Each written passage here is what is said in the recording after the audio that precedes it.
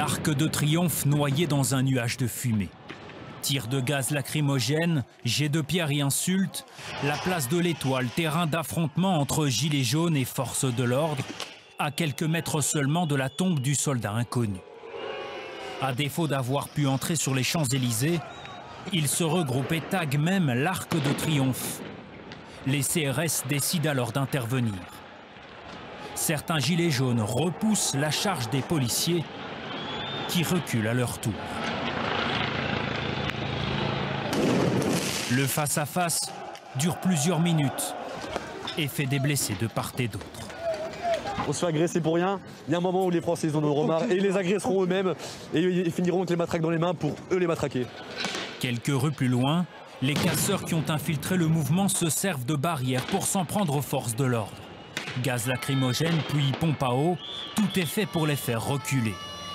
Dans une autre rue, ces panneaux censés protéger les commerces servent de barricades.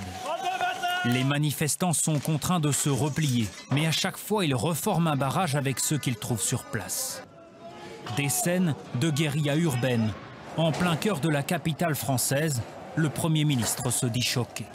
Je veux dire à tous ceux qui nous regardent que, dans le respect de la loi, nous sommes déterminés à faire en sorte que ces manifestations puissent être pacifiques et que rien ne soit excusé à ceux qui ne viennent sur place que dans la seule volonté de casser, de provoquer les forces de l'ordre.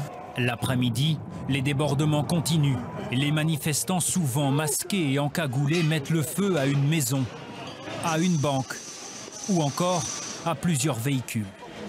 Certains gilets jaunes regrettent ces débordements, d'autres rappellent leur message.